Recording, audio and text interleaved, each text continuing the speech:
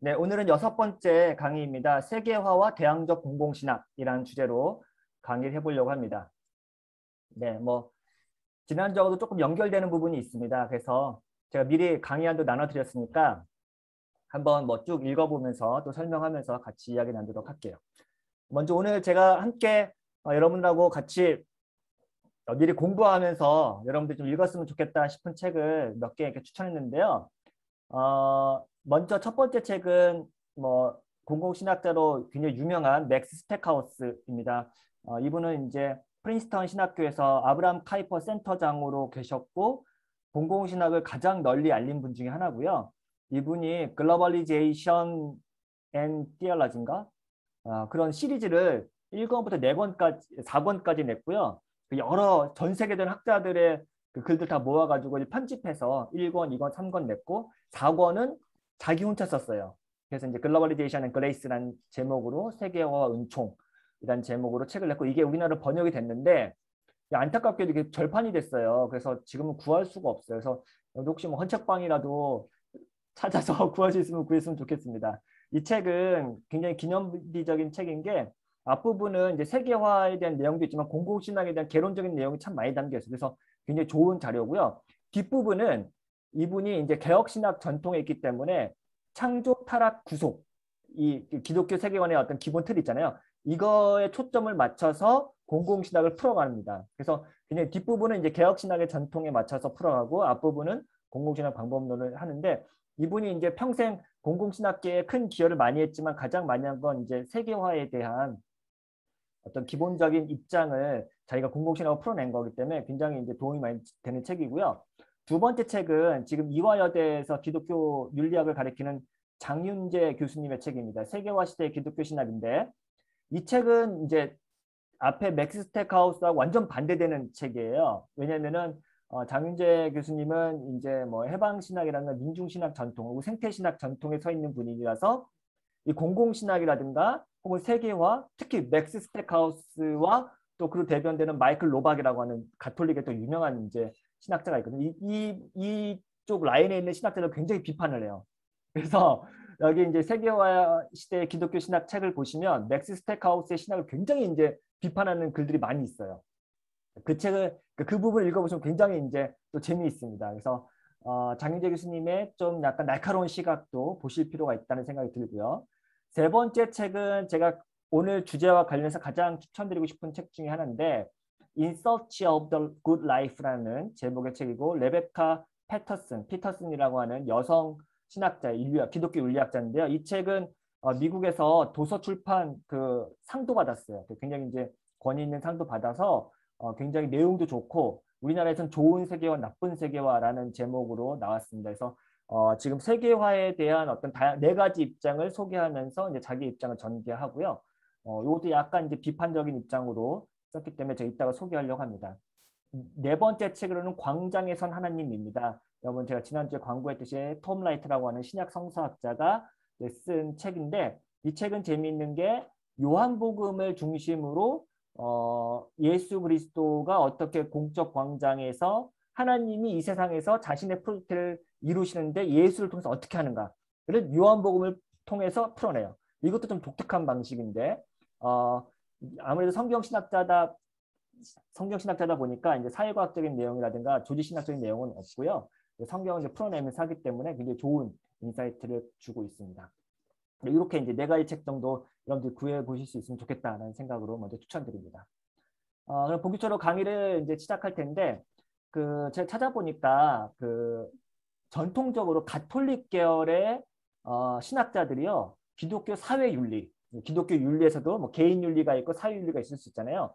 근데 기독교 사회 윤리라고 할 때 그 사회 윤리는 가톨릭에서 굉장히 많이 사용을 해요. 근데 이거는 오랜 아퀴나스로 이후로부터의 뿌리가 있죠. 그래서 은총은 자연을 더 완성한다 이렇게 표현도 하면서 자연과 은총의 어떤 조화로운 대비를 같이 이제 하다 보니까 사실은 가톨릭에서는 이제 자연법이라든가 혹은 이 자연 세계에 대한 풍성한 그런 신학적 담론을 많이 했거든요. 그러면서 자연스럽게 사회 윤리도 굉장히 발달이 많이 했어요. 그래서 실제로 지금 그 기독교 사회 윤리라고 할 때 가톨릭 쪽에서 나온 문헌들도 굉장히 많이 사용하고 있어요. 개신교 쪽에서. 근데 제가 찾아보니까 1891년도에 레오 13세가 인간의 존엄성을 수호하기 위한 가톨릭 사회교리 대헌장이라는 것들을 이제 발표하는데 이제 레룸 노바룸이라고 하는 제목의 이제 새로운 사태 이런 이제 교황 문서를 이제 만든대요. 이때가 이제 아마 영국의 산업화가 완전히 꽃피던 시기고 이런 산업 자본이 발달하는 시기인데 이때 이제 가톨릭에서 사회 회칙, 규칙을 만드는 거죠. 그래서 가톨릭이 이런 게 되게 잘하는 것 같아요. 그래서 시대마다 문서를 남겨서 이 문서가 약간의 그 지침서가 되고 교부서가 돼서 전 세계에 이제 가톨릭에 이제 뿌려지고 그 지침대로 하는 거죠. 약간 공식적인 문서가 되는 거고 교황이 발표하는.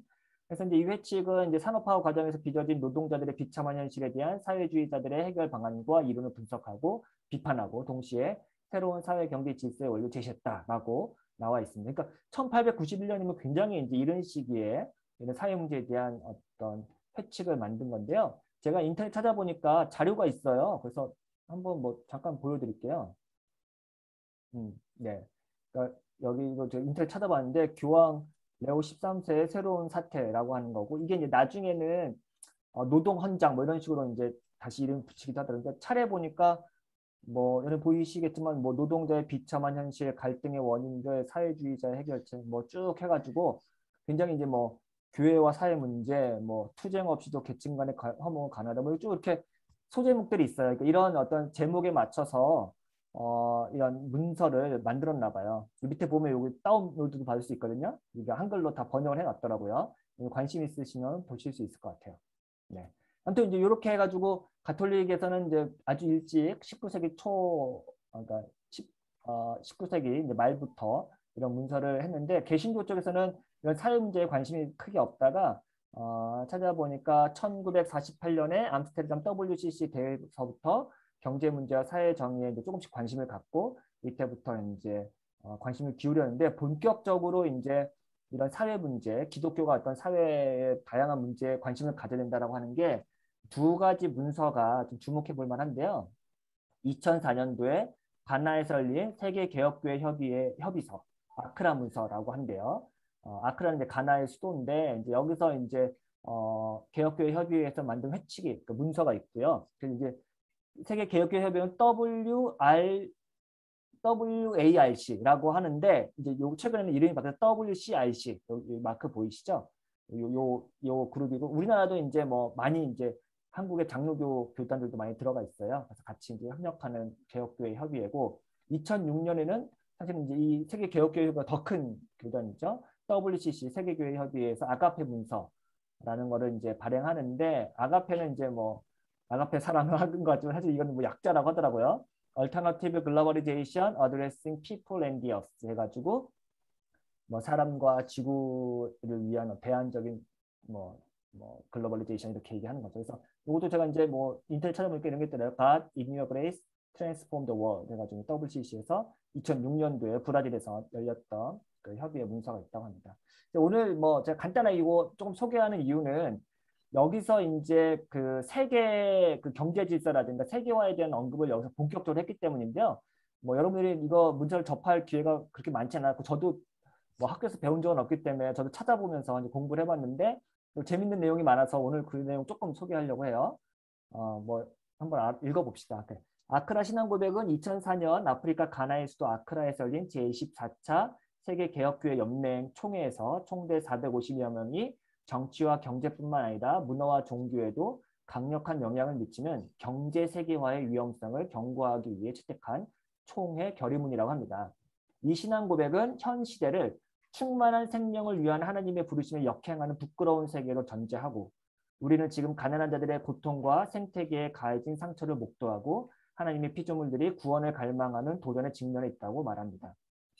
만일 우리가 경제 세계와 구조에 침묵하고 행동하기를 거절한다면 우리의 신앙까지 위태롭게 될 것이며 세계 경제의 불의와 생태계 파괴는 단순히 윤리적 문제를 떠나 신앙적 문제를 인식해야 한다고 경고했다고 합니다. 그래서 이런 그 아크라 컨페션, 아크라 신앙 고백이라고 하는데 이것을 이제 약간 제국에 대한 어떤 대응으로 하는 논문도 있다고 합니다.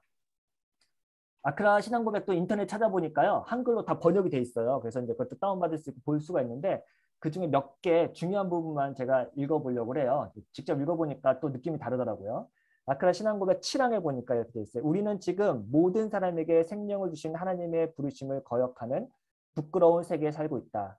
전 세계 1% 부자들의 연간 수입이 57% 가난한 자의 연간 수입과 맞먹으며 하루의 빈곤 및 영양실조와 관련하여 죽는 사람의 수가 매년 2만 4천여 명에 이르고 있다. 가난한 나라의 외채는 끊임없이 원금을 갚아나가는 상황 속에서도 계속 증가하고 있다. 여성과 어린이들이 빈곤층의 대다수를 차지하고 있고 하루 1달러 이하의 생계비로 살아가야 하는 절대 빈곤 속에 세계 인구도 계속 증가하고 있다. 우리 시대의 진단 이런 제목으로 나온 건데 8항도 읽어볼게요. 부국들의 무한 경제 성장 정책과 다국적 기업의 이윤 추구 극대화 지향이 생태계를 약탈하고 환경을 심각하게 훼손시켰다. 1989년에는 하루에 한 종의 생물이 사라졌지만 2000년에는 시간당 한 종이 사라지고 있다. 황폐화의 결과는 기후변화, 어족의 고갈, 벌목, 토지의 부식, 물의 오염 등으로 나타나고 있다. 공동체는 파괴되고 산림사계는 불가능하게 되고 해안지역과 태평양 섬들은 침수될 위협을 받고 있고 폭풍이 날로 증가하고 있다. 고농도의 방사능 반출이 건강과 생태를 위협하고 있다. 생명의 구조와 문화적 지식이 경제적 이윤 추구를 위해 특화화되고 있다. 그래서 이제 그 생태 문제하고 경제 발전과 세계화를 연결해서 이렇게 진단하고 있더라고요. 조금만 더 읽어볼게요. 10항. 신자유주의는 가난한 자와 자연으로부터 끊임없는 희생을 강요하며 이것 외에는 대안이 없다고 강변한 이념이다. 이것은 경제가 생명 위에 주권을 행사하며 우상 숭배에 이르게 하는 절대 충성을 강요하면서 부와 번영의 창조가 세상의 구원의 길이라고 주장하는 거짓 약속이다. 11항. 우리는 이 문제가 간단하지 않고 아주 복잡한 것임을 잘 알고 있다. 우리는 단순한 해답을 추구하지는 않는다. 힘없고 고통받는 자들의 눈을 통해 세상을 보려는 진리와 정의의 구도자로서 현 세계의 질서가 제국의 극도로 복잡하고 비도덕적인 경제구조에 기인한다고 보고 있다. 우리가 말하는 제국이란 강대국이 자신의 이익을 보호하고 방어하기 위해 구성한 지배구조의 경제적, 문화적, 정치적, 군사적 권력의 총합체적 집합을 의미한다. 13항. 시장이 세계화되면서 그들을 보호하는 정치적, 법적 기구들도 세계화되었다. 미국과 그 동맹국들의 정부는 국제금융기관들, 국제통화기금, 세계무역기구와 함께 정치적, 경제적, 군사적 협조를 하면서 자본가들의 이윤을 더욱 증대시키고 있다. 자, 이 아크라 신앙고백이 그 아프리카 가나에서 행해졌기 때문에 여러분이 느껴보시면 알겠지만 약간의 그 뭐랄까 불만, 분노 이런 것도 좀 느껴지고 또 지금 현대 그 전 세계의 어떤 경제 질서를 휘어잡고 있고 그리고 또 거기서 이제 여기 말하면 국제통화기금이나 세계무역기구 이런 것들이 이제 연합기관들인데 이것들이 사실은 이제 가난한 나라들한테 이제 뭐 원조도 해주지만 그 원조라는 것이 어떤 방식으로 약간 수탈의 개념인데 새로운 어떤 제국주의로 들어가고 있다 이런 얘기를 하고 있는 것 같습니다. 그래서 이런 부분들이 이제 굉장히 이제 해방 신학의 전통을 이어가고 있는 어떤 문서고 특별히 그 2004년 이 아크라 신앙 고백이 발표되고 나서 굉장히 논란이 많았어요. 과연 여기서 나오는 문서가 이 문서가 뭐 너무 심한 거 아니냐? 그리고 또 지금의 진단을 너무 이제 과하게 한 거 아니냐? 이런 비판이 있었어요. 그래서 이제 이것도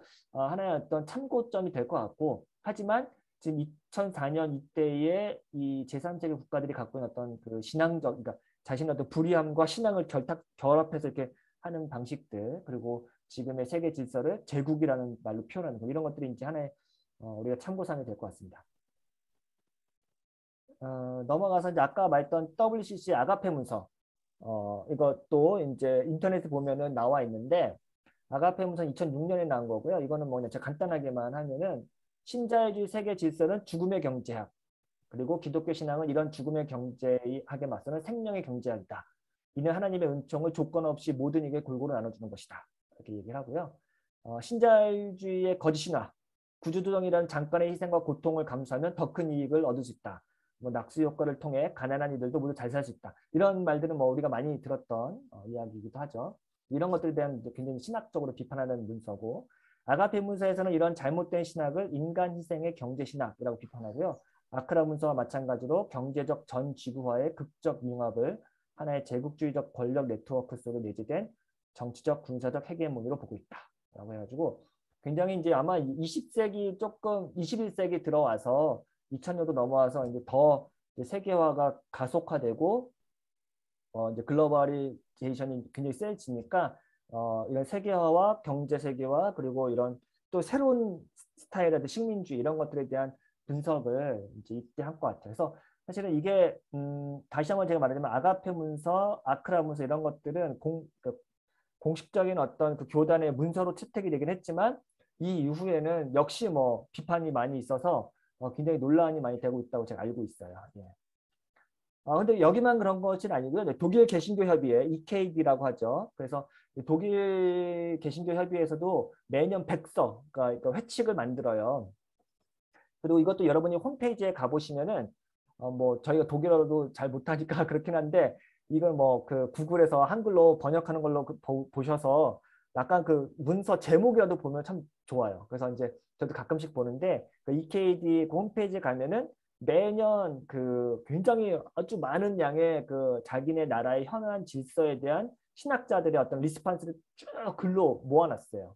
굉장히 좋은 자료인데 여기도 이제 굉장히 이제 좋은 문서가 많은데 여기는 아까 아크라나 아가페 문서보다는 조금 더 순화된 방식으로 이제 표현했다고 하더라고요.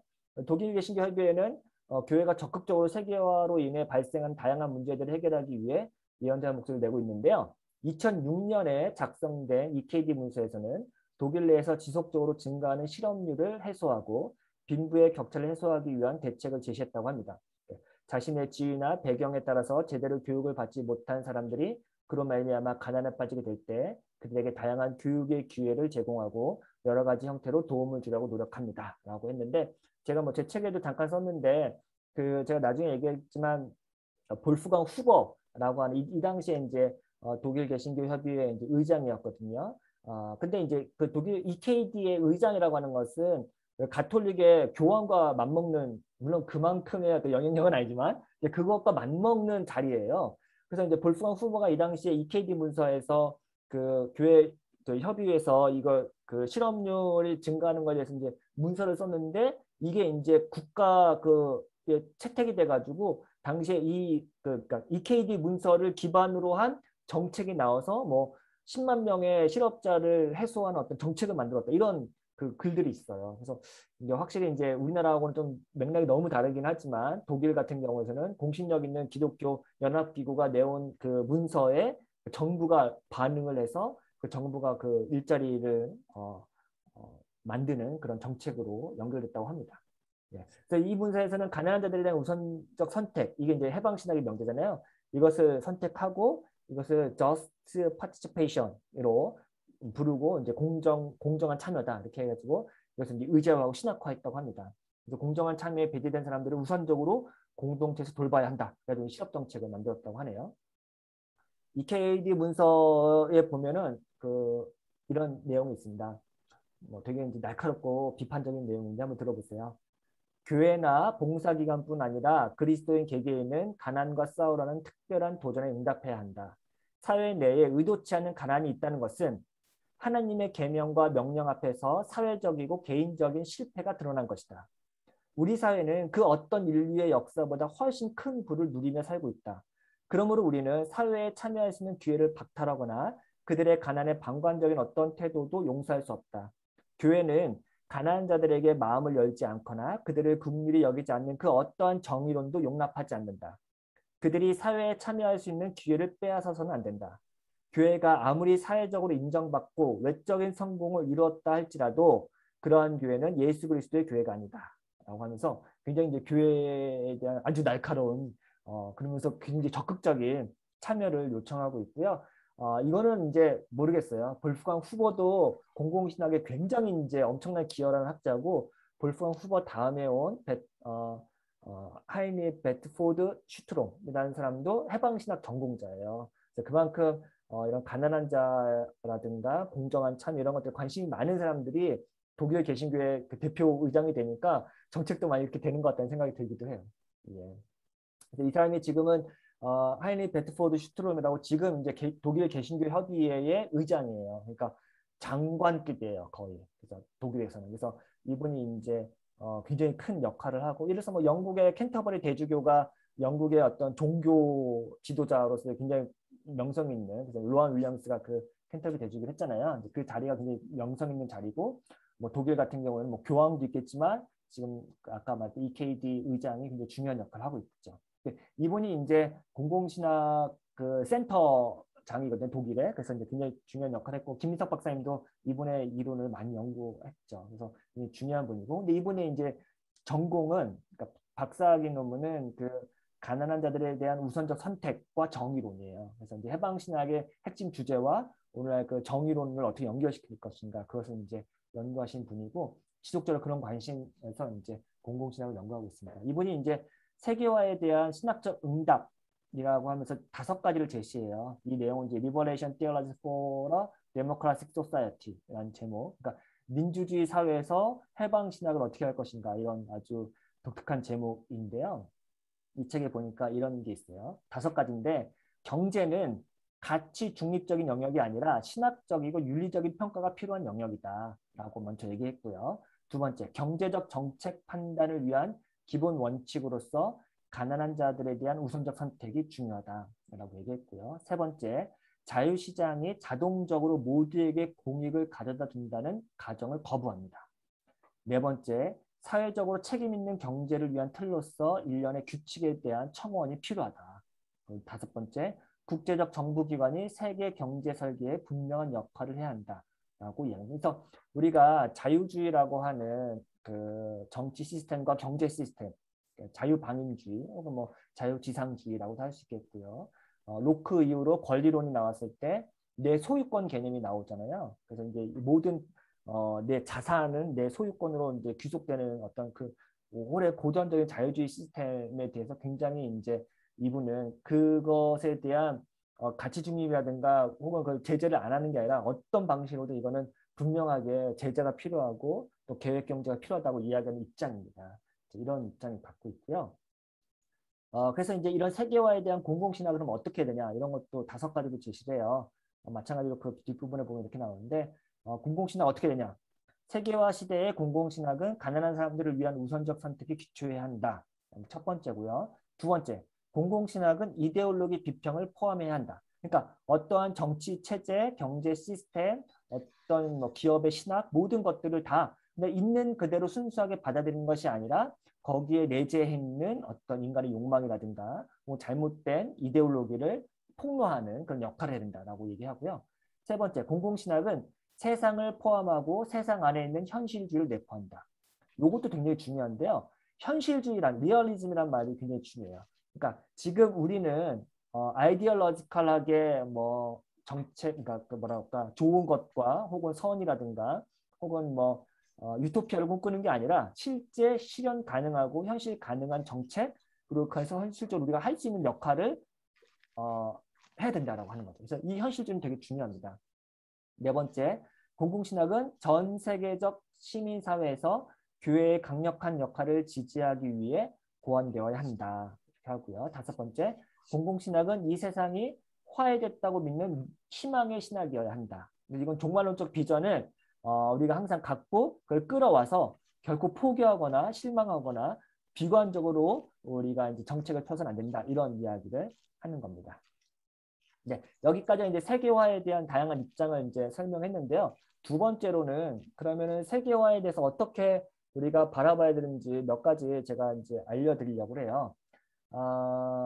아까 이제 얘기했던 레베카 피터스 좋은 세계와 나쁜 세계화라는 책에는 4가지 입장의 세계화 모델을 제시하는데요. 신고전주의 모델은 2가지, 신자유주의 모델 그리고 개발주의 모델입니다.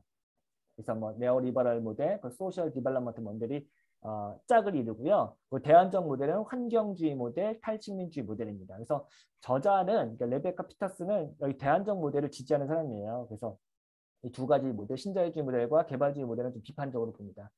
간단하게만 제가 언급하면요. 신자유주의 모델은 경제적 관심이 정치와 다른 사회적 관심사를 모두 집어삼켰다라고 평가를 합니다. 이거는 굉장히 중요한데 이거를 개혁신학자들도 많이 얘기하는 거거든요. 그래서 밥 하우츠바르트라고 하는 네덜란드의 신학자도 그렇고 카이퍼 전통을 이어받은 오늘날의 그 신칼빈주의 개혁 신학자들, 그러니까 리차드 마우도 비슷한데요.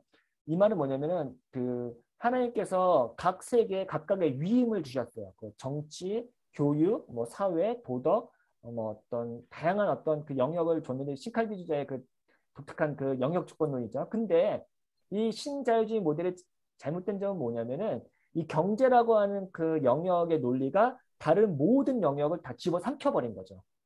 그래서 이제 사실은 뭐 교육의 영역에서도 교육 고유의 어떤 가치가 있는데 거기에 하나님께서 주신 목적과 비전이 있는데 이 경제 논리가 교육을 다 집어삼킨 거죠. 그래서 뭐 요즘에 뭐 대학도 마찬가지고 뭐 5만 가지 교육도 다 어떻게 해야 뭐 취업 잘 되는 교육을 할 것이냐 이것이 사실 교육 자체의 목적을 삼켜버린 거잖아요. 그러니까 근데 이 경제적 관심사가 사실은 우리 사회의 모든 영역을 다 삼켜버렸다라고 비판하는 거예요. 이거는 이제 카이퍼리안들이 많이 얘기하는 거죠. 이제 신자유주의 모델이 그런 부분에서 좀 한계가 있다라고 하는 거고 두 번째 개발주의 모델은 이거는 조금 신자유주의 모델과 다른데 그럼에도 불구하고 이걸 비판을 어떻게 하냐면은 정부의 역할을 좀 더 고려하고 있지만 여전히 착취적이고 가부장적인 모습을 보여준다. 이 모델은 가난한 남쪽 사람들을 부유한 북쪽 사람들의 수준으로 끌어올려야 한다는 잘못된 전제를 가지고 있다. 그러니까 사회를 계속 개발해서 잘 살게 만드는 게 세계화의 목적이라고 얘기하는데 결국 기준은 잘 사는 사람들이죠. 그러니까 못 사는 사람들을 잘 살게 만드는 게 세계화고 우리가 도와줘야 된다든가 역할은 근데 이제 이 기준 자체를 여기에 두고 있으니까 사실은 사람들에게 계속해서 이제 갈증과 행복감을 못 만들게 만드는 거예요. 그래서 이 두 모델 다 성장과 번영이 최상의 가치로 그러니까 경제 성장과 경제 번영이 최상의 가치로 여기기 때문에 이 세계화는 결국 세계화를 가장 이루고 경제 성장을 가장 이룬 사람들을 위한 세계화가 될 수밖에 없는 거예요. 결과적으로는. 그러니까 계속 그 1등을 쫓아가게 만들고 그 1등은 여전히 계속 1등의 자리에 있으면서 자신의 이익을 다 누리는 그런 방식인 거죠. 네, 그래서 여기서 이제 다국적 기업 같은 경우도 이제 세계화를 등에 업고 힘을 자랑하고 가장 강력한 뭐 존재가 되었다라고 비판을 하는 거죠. 여전히 이제 이런 개발 모델도 좋지 않다라고 이야기하는 거고요. 어, 이 책에 보면 이런 얘기가 있어요. 과거 다국적 기업은 스스로를 모국에 뿌리내린 기업이자 뭐 그렇죠. 우리나라 삼성이 옛날에는 그냥 우리나라의 그 전자기업인데 지금은 그렇지 않죠. 세금을 납부하고 그들이 위치한 국가의 법을 따르고 국민과 환경에 해를 입히지 말아야 할 시민 책임이 있는 존재를 위했습니다. 하지만 이제 다국적 기업은 글로벌 오퍼레이션은 스스로를 국민 국가를 넘어서서 아무에게도 대답할 필요가 없을 때 가장 성공적인 존재, 독립된 실제인 초국적 기업으로 인식되죠. 세금, 환경법, 관세, 의료법은 다국적 기업의 이윤을 갉아먹기만 할 뿐이다. 초국적 기업이라는 새로운 세계에서 도구적 합리성은 지배적 철학이 될 뿐 아니라 유일한 철학이 되었다. 모든 것을 보는 관점은 그것이 얼마나 효율성을 극대화하고 이윤을 증가시키느냐에 달려있다. 근데 다국적 기업이 하는 여러 가지 뭐 안 좋은 일도 많죠.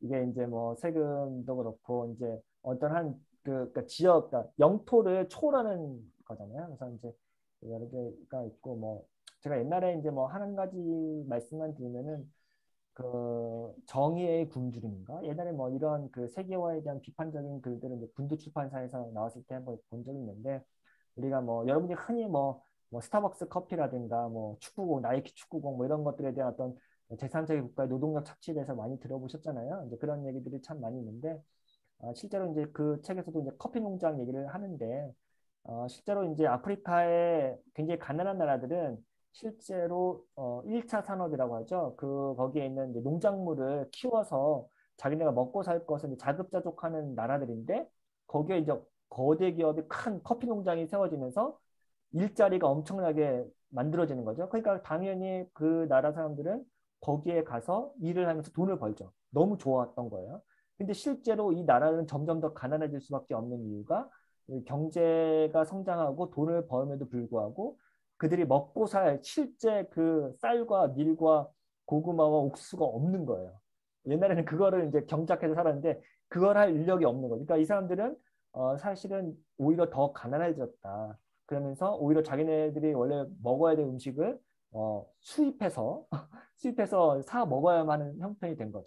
그러니까 완전히 옛날보다는 그러니까 역설이죠. 옛날보다 돈을 더 벌게 됐는데 오히려 더 가난하게 돼버리는 이런 뭐 경제적 모순에 관련된 것들을 이제 막 쓴 책이었는데 저도 이제 그런 어떤 사회과학적인 책들 보면은 뭐 굉장히 이제 놀랄 만한 일들이 많잖아요. 이런 것들에 대한 어떤 비판들을 이제 신학적으로 작업하는 것도 굉장히 많다고 합니다. 예. 그래서 이제 레베카 피터슨이 이제 미국과 이제 대조되는 그런 거는 환경주의나 탈식민주의 모델을 제시하는데요. 뭐 대기업과 대조되는 지역사회와 공동체 같은 이슈와 연결해서 하는 게 중요하다. 이 두 모델은 서로의 관심을 통합하고 서로의 노력을 결합시켜주는 모델이다. 이 모델은 신자유주의와 개발 이론의 헤게모니를 강하게 반대하는 이론이고 지금 우리가 경험하고 있는 세계화는 해체되어야 하며 세계는 새로운 시대로 들어가야 한다. 이제는 인간 탐욕과 이기심을 버리고 지구에 존재하는 모든 생명체를 존중하며 살아야 한다. 이러면서 이제 그 뒷부분에는 굉장히 대안적인 이야기를 많이 합니다. 근데 이제 이게 이제 제가 아까 얘기했지만 뭐 세계교회 협의회라든가 세계개혁교회 협의회 그리고 뭐 피터슨과 같은 굉장히 이제 저항 담론을 갖고 있는 세계화에서 굉장히 비판적으로 보는 학자들도 있는 반면에 맥스 스택하우스는 조금 달라요. 이거는 굉장히 재미있게 분석하는데 한번 들어보세요. 맥스 스택하우스는 세계화 자체가 문제는 아니다라고 보는 거예요. 그리고 세계화라고 하는 그 이슈가 기독교적으로 활용되지 않은 게 문제다라고 보는 거예요. 그러니까 세계화 이슈가 기독교로부터 탈각돼서 자율적으로 이제 세계화가 막 무소부재의 힘을 갖고 있는 게 문제다라고 보는 거예요. 그래서 이 세계화라고 하는 어떤 지금의 현상을 기독교가 그 안에 영적인 에토스를 불어넣어서 이 세계화가 좋은 세계화가 되도록 우리가 어떤 뭐랄까 활용해야 된다 이런 식으로 얘기를 해요. 재밌는 얘기를 하는데 이거는 이제 조금 이제 무리가 있는 해석이긴 한데 맥스터 책에 있는 얘기래요. 미국 경영대학원의 교과 과정에서 물리학이 빠졌는데 미국 증권거래소에서 시작된 세계 금융위기의 일부 원인이 거기에 있다고 보는 거예요. 그러니까 윤리를 상실한 세계화가 문제다라고 하는. 그래서 지금 뭐 경영대학원이라든가 경제학이라든가 이런 데서 윤리학을 가르쳐야 된다 이런 얘기를 강력하게 합니다. 네, 혹시 지금 음소거 안 하신 분이 계시면 음소거 해주실래요? 소리가 많이 들리네요. 네, 음소거 부탁드려요. 네. 스택하우스는 세계화의 미래에 희망을 걸고 있어요. 그래서 이제 세계화의 전체 프로젝트의 방향을 바꾸고 그 과정에 참여하는 것이 공공신학의 책임 있는 소명이다. 세계화의 기독교적인 핵심 원리를 반영하자. 이렇게 이야기를 해요. 그래서 오히려 이제 스택하우스는 세계화를 긍정하고 있고요. 그러니까 아까는 다국적 기업을 굉장히 비판했잖아요. 이제 스택하우스는 다국적 기업을 기업의 신학을 옹호합니다. 다국적 기업까지는 모르겠는데 아무튼 기업이 윤리적인 경영을 하고 또 그들이 충분히 기독교적인 마인드로 윤리를 반영하는 기업의 어떤 경영을 할 수 있다고 얘기를 해요. 자, 그래서 이제 장윤재 교수가 이런 것들 되게 비판하거든요. 장윤재 교수는 아까 말했던 그 되게 이제 비판적인 어떤 입장에 서 있는 학자라서 그런 것 같아요. 네. 조금 더 보면요. 기독교는 특정 문화에 정체성을 부여하는 어떤 에토스를 형성하고 독특한 공적 제도들을 육성하고 사회 윤리를 증진시키는 경향이 있다. 그러니까 이거는 여러분들이 그 맥스 스택하우스가 카이퍼 센터장이라는 걸 꼭 아셔야 되고요. 신칼빈주의자의 후예자라는 걸 아셔야 돼요. 여러분 도에베르트라고 아시죠? 헤르만 도에베르트라는 신칼빈주의자가 있는데 이분은 모든 서양 문화의 뿌리에는 종교적인 어떤 습성이 있다고 봤어요. 그래서 여러 가지 전 세계의 다양한 종교, 문화, 습관, 어떤 경제에는 다 종교적인 동인이 있다라고 분석을 했거든요. 이거에 기반해서 기독교는 어떤 문화가 됐든 어떤 정책이 됐건 다 거기에 어떤 영적인 에토스를 불어넣을 수 있는 어떤 그런 존재다라고 해석하는 거예요. 그래서 오늘날 세계화의 비판적인 학자들은 세계화를 단지 경제 문제로만 접근하는 경향이 있는데 스택하우스는 오히려 다양한 신앙적인 요인들과 결합된 사회문화적 현상으로 분석을 하니까 세계화에 그 숨겨져 있는 이데올로기 그리고 영적인 에토스를 분석하는 거죠. 그래서 기독교는 세계화의 방향과 목적을 설정하는 영적 에토스를 형성할 수 있기 때문에 이를 잘 활용하고 수용하면 더 나은 세계화가 가능하다라고 이야기를 합니다. 그래서 종교적 주제들이 사회적, 정치적, 경제적 삶의 구조 속에 깊이 스며들어 있다. 자본주의, 기술문명, 민주주의, 인권과 같은 개념들의 근원적 밑바탕에는 종교가 자리 잡고 있다. 이게 이제 도에베르트의 독특한 주장이거든요. 따라서 세계화에 대해서도 동일하게 그 속에 내재된 기독교의 뿌리와 근거를 찾을 수 있다는 것이고 이를 잘 선용해야 한다라고 얘기합니다. 네. 근데 이런 주장은요, 사실은 독특한 건데 도에베르트가 사실은 이런 주장을 처음에 20세기 초에 했고 서양 사상의 황혼인가 그리고 서양 사상의 뿌리 이런 책들이 지금 크리스찬 다이스트에서 다 번역이 됐거든요. 그거 보면 똑같은 얘기를 하는데 맥스 스택하우스도 이런 얘기를 하고 근데 최근에 급진 정통주의를 주장하는 학자들도 동일한 얘기를 합니다. 그래서 밀뱅크라든가 그레엄 워드 같은 사람들도 오늘날 경제 개발이라든가 신자유주의 그 경제 질서에 숨겨져 있는 욕망의 어떤 그 영적인 동인들 이런 것들을 막 분석하고 막 그거를 폭로해요. 그래서 이제 그런 것들을 굉장히 이제 분석하는데 이게 이제 제임스 스미스 같은 경우는 그런 신칼빈주의와 오늘날의 급진정통주의 그리고 굉장히 이제 자본주의 비판하는 그런 포스트 모던 사상과도 연결해서 해석을 하는 거죠. 나름 이제 또 재밌는 작업이라고 할 수 있습니다. 네. 그러면서 또 이제 맥스 스택하우스는 WCC, WARC도 비판하거든요. 그래서 이제 이 책에 보면 이제 그런 오늘날의 신자유주의를 제국주의라고 비판하는 이런 문서들을 또 비판합니다. 그래서 해방신학에 대한 비판과 마찬가지로 실제로 이들의 신학이 민중의 삶을 변화시키지 못하고 어떤 구체적인 대안도 제시하지 못하는 것처럼 보인다. 민중 해방을 위해서 공공신학이 더욱 필요하다. 공공신학은 신앙 고백의 차원에 머무는 기존의 해방신학과 교회 협의문을 구체적으로 현실화하는 데 집중한다. 세계화가 제대로 작동하기만 하면 실제로 가난과 빈곤을 해결할 수 있다고 보는 것이다. 여전히 이거는 논쟁이에요. 그래서 제가 다시 한번 얘기하지만 이런 세계화가 개발의 논리가 실제로 가난한 사람들을 도와주기 위한 동인으로 됐지만 사실 이거에 대한 그 기독교나 해방신학 전통 혹은 그 단순히 해방신학뿐만 아니라 기존의 이제 신자유주의 경제 질서에 대한 비판적인 경제학자들도 굉장히 많거든요. 마르크스주의자들도 있고 또 그뿐만 아니라 최근에 경제학자들도 굉장히 비판적인 사람이 많은데 이런 사람들 역시 신학도 이제 이거 발맞춰서 어느 편에 서느냐에 따라서 완전히 다른 해석을 하는 거죠. 그래서 이런 내용이 있다는 거지. 복잡하지만 여러 가지 지금 포지션들을 제가 설명을 해드렸습니다. 이제부터 제가 할 이야기는 조금 다른 이야기예요. 그러니까 지금 신자유주의라든가 세계화 질서를 기독교가 잘 활용하면 된다라고 하는 사람도 있고 또 오히려 그 가난한 데를 도와주기 위해서도 더 이걸 적극적으로 잘 선용해야 된다라는 사람도 있고 또 어떤 그 저항 담론을 갖고 있는 사람들은 아니다. 지금 그것이 우리를 더 핍박하고 있고 억압하고 있다. 그렇기 때문에 우리를 그것부터 계속 분리해야 된다. 이런 뭐 강한 입장도 있습니다. 근데 이 안토니오 네그리가 2000년도에 제국이라는 책을 썼는데요. 이 책이 진짜 독특한 책이에요.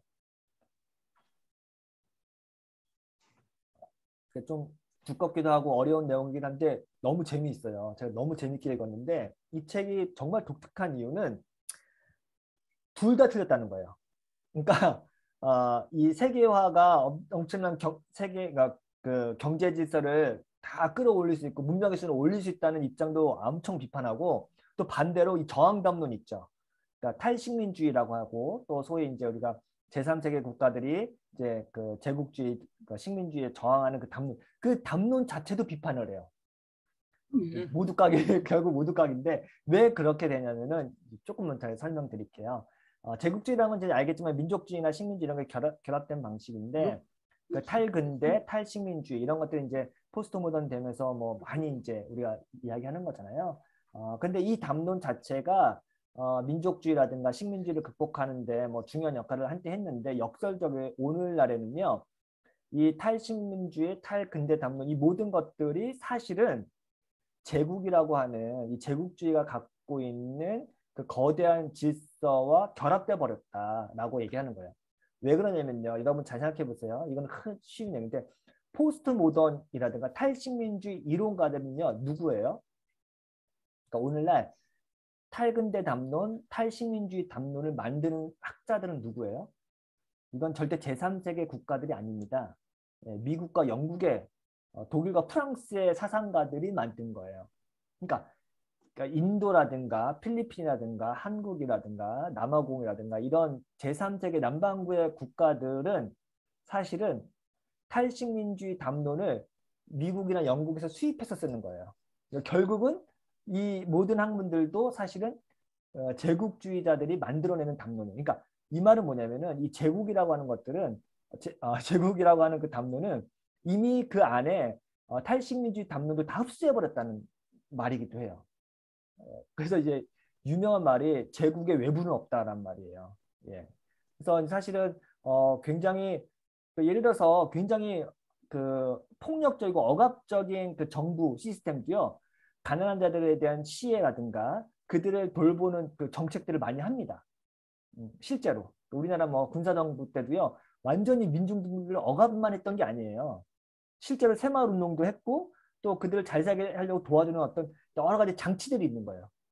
그러니까 이 제국이라고 하는 거대한 질서를 움직이는데 거기에는 인권도 들어가 있고요. 그리고 탈식민 담도 들어가 있고 거기서 가난한 자들에 대한 우선적 선택이라고 하는 그 돌봄이라는 키워도 다 들어가 있어요. 그러니까 제국을 굴리기 위해서는 이게 엄청난 다양한 방식의 복지와 시스템이 들어가 있다는 거예요. 그래서 결국 우리는 우리 편, 니네 편, 그리고 뭐 제1세계, 제3세계, 그리고 뭐 제국주의, 탈식민주의 이런 방식으로 그리고 저기는 이제 뭐 가해자, 피해자 이런 방식으로 할 수가 없고 그 제국주의 담론에서 필요한 거는 이미 이게 다 혼종돼 있고 결탁돼 있다는 걸 인정하는 거예요. 그래서 제가 지난주에 얘기했던 것처럼 서울 한복판에도 가난한 자들이 있고, 그렇죠? 그리고 가난하다고 생각했던 그 아프리카 가나에도요. 그 안에서도 계급 질서 똑같이 작용돼서 자기네끼리 계급 질서 나누기 때문에 그 안에 또 제국이 있는 거예요. 그러니까 지금은 어디를 가든 계급 구도가 다 혼종되어 있는 거예요. 이게 제국이라는 거예요. 그래서 제국은 그 안에서 자기들끼리의 제국주의 담론을 만들어버리면 이식시켜버리면 굉장히 무서운 거예요. 그래서 제국의 외부는 없는가. 지금은 제국주의 국가는 누구냐 이게 아니라 우리 안에 이미 그 제국의 본능. 그러니까 뭐 사실은 뭐 폭력은 되물린다고 하잖아요. 그러니까 그 없어지는 게 아니라 그래서 이미 내재화되는 거예요. 그래서 식민지 국가, 그 피식민지 국가에서도 제국주의 담론이 이미 그 피부로 내재화 돼가지고 그 안에서도 자신이 이제 제국과 같은 역할을 하는 그 안에서. 그러니까 우리나라도 마찬가지잖아요. 뭐 일제 식민지 시대에 우리나라는 그냥 아주 깨끗하고 순결한 사람이 있는 게 아니라 그 안에서 이미 또 일본 앞잡이한 사람도 있고 또 그 폭력이 내재화돼 가지고 또 자기 편을 또 괴롭히는 사람도 있는 거죠. 이게 이제 제국의 어떤 질서라고 하는 거죠. 그래서 제국은 특정한 민족 국가의 영토에 기반해서 작동하는 것이 아니라 시간과 공간을 초월해서 모든 영역에 현존하는 전방위적 권력 장치다. 뭐 이런 설명을 하는 거죠. 장소와 시간적 실체로서의 제국은 시야에서 사라져버렸지만 착취와 억압은 여전히 우리 눈앞에서 광범위하게 더욱 잔인하게 저질러지고 있다. 네, 이런 얘기를 하고요. 좀 더 읽어보면 제국은 공포를 통해 자신의 존재 기반을 확고하게 다지는데 오늘날의 그 공포는 옛날처럼 총칼을 들고 와서 너희들 뭐 영토를 빼앗아 간다 이런 게 아니라 오히려 그 다국적계 같은 경우 어떻게 하냐면 미래에 대한 불안과 빈곤이라는 지속적인 공포를 통해서 대중 사이의 갈등을 일으키고 자신의 존재 방식을 드러낸다라고 하는 거죠. 그래서 딱 이게 이제 금융자본이 만들어내는 그 불안 사회죠. 왜냐하면 우리가 사실은 이제 보험이라는 게 이제 불안을 갖고 장사를 하는 거잖아요. 그러니까 내일은 우리가 어떻게 될지 모르니까 그 미래에 대한 불안을 담보로 오늘 내가 보험을 통해서 안전을 확보하는 거잖아요. 근데 이 불안이 없어지지가 않죠. 그러니까 완전히 영구적이고 잠재적으로 늘 깔려 있는 불안이죠. 그래서 현대인들은 늘 내일 노후 걱정이 되고 내일 이제 직장에서 잘릴까봐 그럼 그 취업 걱정이 이게 항상 잠재되어 있는 거지. 이 제국의 어떤 그 공포 정치라는 것은 이제는 완전히 전방위적으로 늘 우리 내면으로 이제 깔려 있는 거지. 이제 푸코 같은 얘기도 많이 하고 하는 거죠.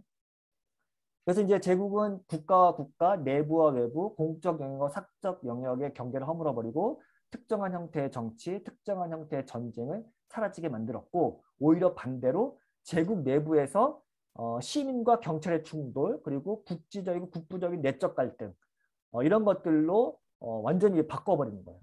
그래서 이제 그 안에서 이제 다양한 정체성들이 서로 경합을 벌이고 또 거기서 굉장히 이제 시가전이라고 하죠. 그래서 이제 전쟁이 양상이 완전 바뀌었다고 하는 거죠. 국지전으로 바뀌었다 이런 얘기를 하는 거죠. 그래서 더 이상 제국의 외부는 없고 그 외부의 적이 완전히 그 내부로 이제 스며들어서 우리 안에서 시간과 공간을 점유해버리고 우리의 미래를 담보하고 늘 불안한 그 치안과 안보에서 불안하게 살게 돼버리는 그런 제국이 돼버렸다. 그래서 굉장히 우울한 제국입니다. 그래서 네그리의 제국이 이제 굉장히 큰 영향을 많이 줬고 이게 이제 물론 이것도 이제 비판도 많이 있지만 이제 현대 사회를 분석하는 굉장히 중요한 틀이 되버렸다고 할 수 있습니다. 제가 이제 이 얘기를 하는 거는 제국이라고 하는 담론이 2000년대에 일어나고 나서 굉장히 이제 인문학계뿐만 아니라 신학계에도 큰 영향을 줬어요. 그래서 굉장히 이제 제국에 대한 담론이 많아졌고 성서학계도 많이 있었는데 여기 보시면 제가 알겠지만 뭐 하나님과 제국, 예수와 제국, 바울과 로마 제국, 그리고 가이사의 나라, 예수의 나라 뭐 이런 책들이 전반적으로 지금까지 한 번도 이런 식으로 해석하지 않았는데 신약 성서의 로마라고 하는 그 시대적 상황을 제국 담론으로 해석하는 방식이에요. 그래서 이 제국 담론의 가장 또 복음주의자로서 큰 기여를 했던 사람이 톰 라이트입니다. 톰 라이트 역시 조금 다른 방식이긴 하지만 이 제국에 대한 담론으로서 예수 그리스도를 해석하는 방식을 했고요. 뭐 여기 이제 하나님과 제국, 바울과 로마 제국, 예수와 제국은 여러분이 알겠지만 지저스 세미나라고 하는 조금 이제 진보적인 그 신학학자들이 이제 쓴 책들이에요. 호슬리라든가 크로산 같은 사람은. 근데 이제 이 가이사의 나라, 예수의 나라는 복음주의 신학자들이 글을 편집한 거기 때문에 여러분들이 좀 편하게 읽어보시면 좋을 것 같아요. 여기 또 이제 제국 담론에 대한 복음주의자들의 반응을 글을 모은 거고요. 토마이트의 책도 이제 그런 내용이 많습니다. 뭐 이거를 뭐 다 소개할 수는 없지만 조금만 오늘 제가 마지막으로 이제 언급하고 마치려고 해요. 제국에 맞서는 교회는 어떻게 가능한가? 그래서 이런 제가 이제 몇 개의 글을 참고했는데 메일렌이라는 분은 이제 프리토리아 제가 있던 프리토리아 대학의 실천신학 교수님인데 논문 이제 박사 논문 제목이긴 한데요. Ecclesiology as doing theology in and with local communities but not of the empire. 그러니까 교회론을 어떻게 정립하느냐는 거잖아요. 그러니까 제국의 방식이 아니라 지역 커뮤니티와 함께 그 지역 커뮤니티 안에서 어떻게 그 공공신학을 실천하면서 교회론을 만들 것인가. 그러니까 우리가 제국 안에 있지만 또 제국에 포섭되지 않는 방식으로 어떻게 우리가 교회를 만들 것인가. 이런 것이 굉장히 이제 한 이슈였고요. 월 짐머만 같은 경우는 이제 프리처치 전통에서 이제 어떻게 할 것인가 하는 겁니다. 그래서 교회는 제국 안에서 어떤 방식으로 존재해야 되는지, 제국을 위한 존재가 되지 않으면서 어떻게 지역사회 내에서 그리고 지역사회와 함께 존재할 수 있는가 이런 것들이 이제 하나의 방식인데 이것이 공공신학하고 딱 맞는 방식으로 들어가는 건 아니고요. 이분들이 하는 어떤 그 방식은 결론부터 얘기하면은 구제와 봉사라고 하는 건데 이 구제와 봉사라는 방식으로 제국에 저항할 수 있다라고 하는 게 사실은 첫 번째 핵심이에요. 근데 이 방식이 뭐 전통적으로 교회가 안 했던 것도 아니고 뭐 굳이 특이할 것도 없잖아요. 근데 이제 이분들이 하는 방식은 그걸 조금 더 급진적으로 해야 된다라고 하는 방식이기 때문에 뭐 간단하게 소개하겠습니다. 톰 라이트가 광장의 선언임에서 이제 요한복음과 요한문서를 통해서 반제국주의 공동체를 설명하는 방식이 좀 재미있는데요. 조금 읽어보면요. 로마의 정치 질서와 영지주의 유혹 앞에서 하나님의 복음을 선포하고 살았던 초기 그리스도교 성도들이나 새로운 제국 앞에서 조심스럽게 신앙생활을 유지해야 하는 오늘날의 그리스도인들이나 상황이 유사하다라고 분석을 하고요. 요한복음의 내용이 굉장히 영적이고 또 내세지향적이라고 여겨져서 공공성과는 관련이 없는 것 같아 보이잖아요. 공간복음서보다는 훨씬 더 뭐 생명, 영, 거듭남 뭐 이런 내용도 많고 굉장히 영적인 복음, 로고스 이런 얘기도 많이 나오고 그러니까 굉장히 추상적인 형상학적인 것 같잖아요. 근데 톰 라이트는 요한복음에 나타난 예수의 증언, 특별히 빌라도와 대화 중에 새로운 질서와 진리를 선포하는 말씀 속에서 공공신학의 중요한 모티브를 발견합니다. 제가 이 부분은 조금 더 구현 설명이 필요한데 그 요한복음 18장인가요? 거기 보면 이제 예수가 빌라도 법정 앞에 서가지고 빌라도와 신문하는 장면이 나오는데 유일하게 제 기억이 맞다면 공간복음서와 다르게 요한복음서에서는 빌라도가 내가 유대인의 왕이냐 라고 하는 언급을 해요. 그래서 그 왕이라는 표현이 다른 복음서에서는 다른 방식으로 표현하는데 여기서는 왕이라는 표현이 직접 나온다고 하고 거기에 이제 예수님이 즉각적으로 내가 그이다라고 이제 표현하는 게 있고요. 그런 어떤 배치, 그러니까 그래서 사실 이 그 요한복음에서 빌라도와 예수의 그 법정에서 오고 가는 대화를 분석하는 글들도 많더라고요. 이제 그것이 어떻게 그 제국의 질서에 저항하는 예수의 모습을 보여주나. 또 하나는 요한복음 9장에 보면은 그 날 때부터 소경된 자에 대한 이야기가 나오거든요. 근데 거기를 보면 이제 요한복음의 특징은 그 9장이 굉장히 긴데 그 다른 복음서 같은 경우는 기적이나 치유나 이런 행적을 짧게 짧게 소개하잖아요. 근데 요한복음은요. 그 기적 기사가 많지는 않은데 그 기사 하나를 굉장히 길게 소개해요. 그래서 요한복음 9장 전체가 날 때부터 소경된 자에 대한 이야기인데 그 이야기를 잘 보시면요. 이 날 때부터 소경된 자가 예수님을 만나서 치료를 받은 다음에 계속해서 그 공동체에서 자기가 신앙 고백을 하면 할수록 계속해서 왕따가 돼 버리는 심지어는 자기를 낳은 부모님조차도 자기를 모른다고 하는 그런 상황에 처하게 돼요.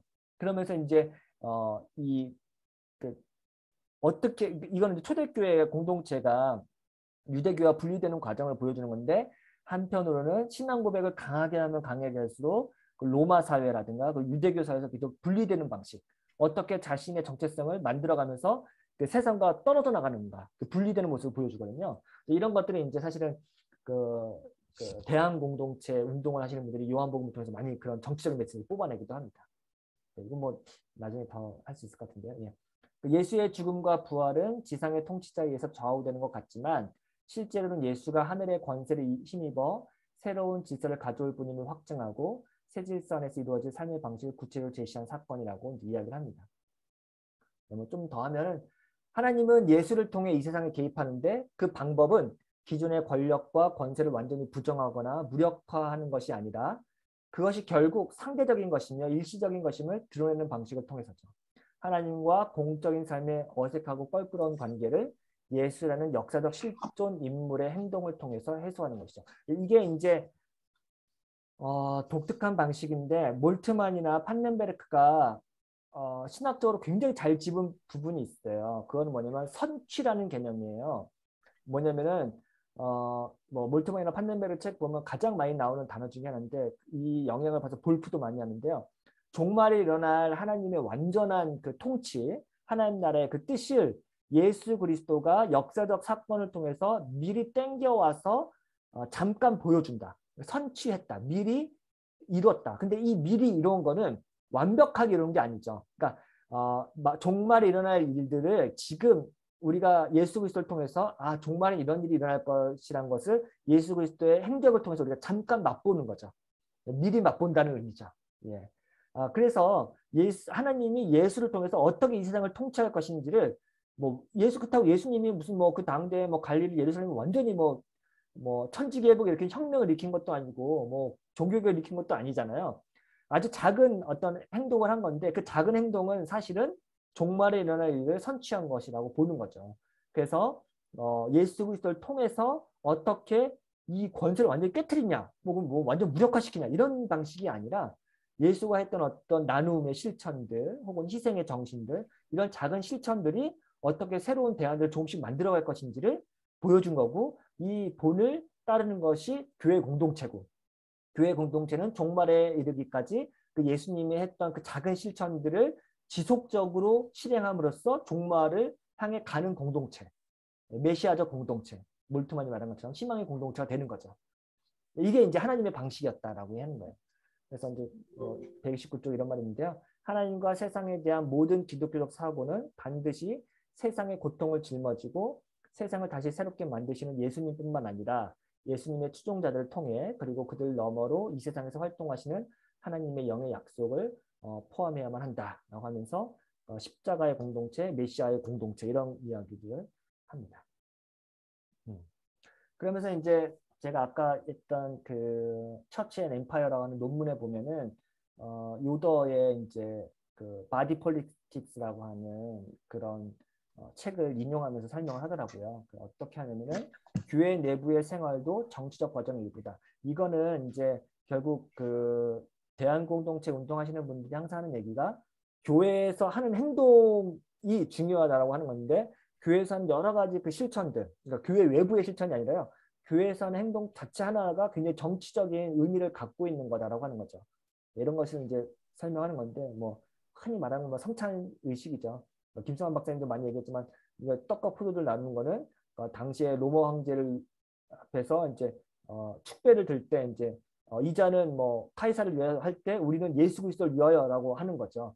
그것이 굉장히 저항의 정치적 메시지가 담겨 있다 이런 얘기를 하는 거죠.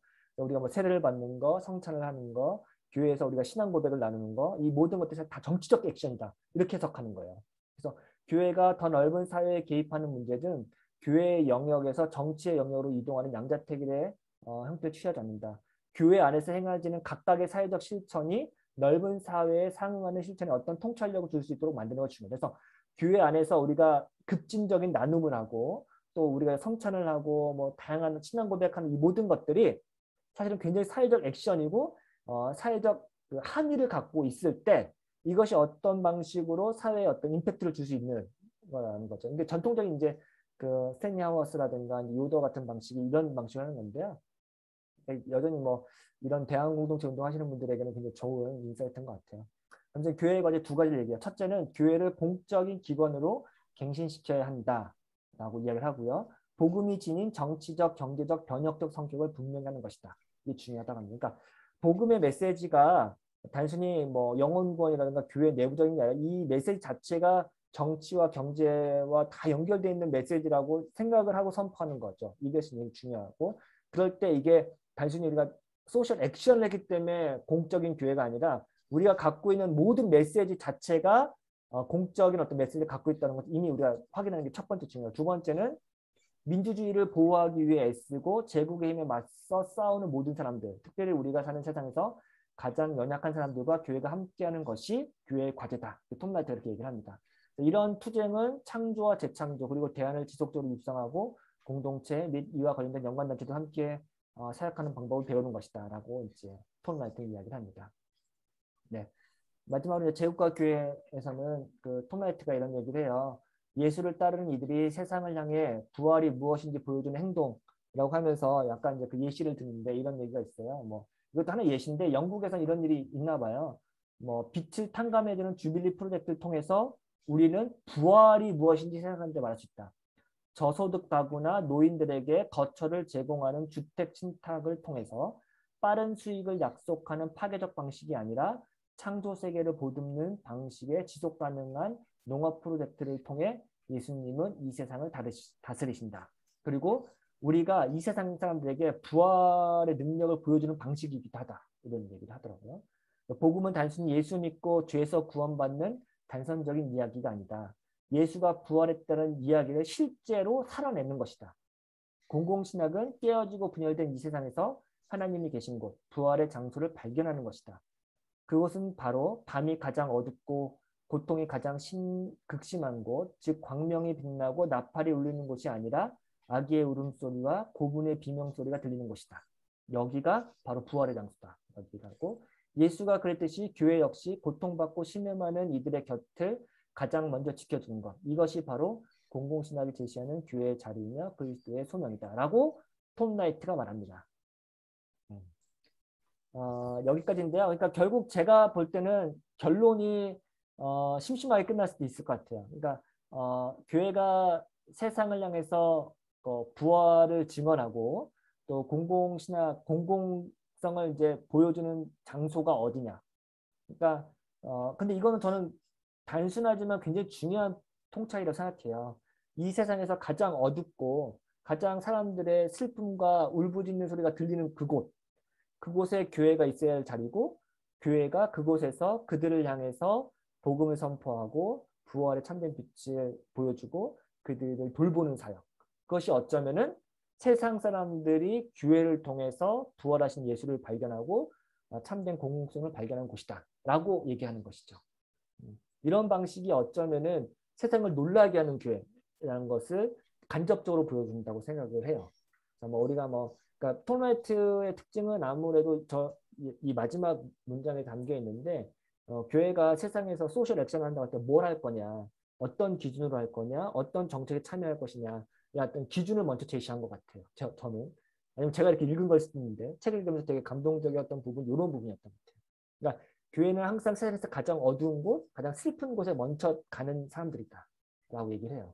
그래서 여기는 제가 안 적었지만 이런 예화도 있어요. 책에 보면은 영국에서 그 출입국 사무소에서 난민들이 공항을 통해 들어올 때 교회가 가장 먼저 가서 그들을 환대하고 그들을 출입국 사무소 직원들이 그들을 신문하기 전에 먼저 데려와서 교회에서 돌봐주는 것. 이게 바로 교회가 해야 할 일이다. 이런 그 예화가 있어요.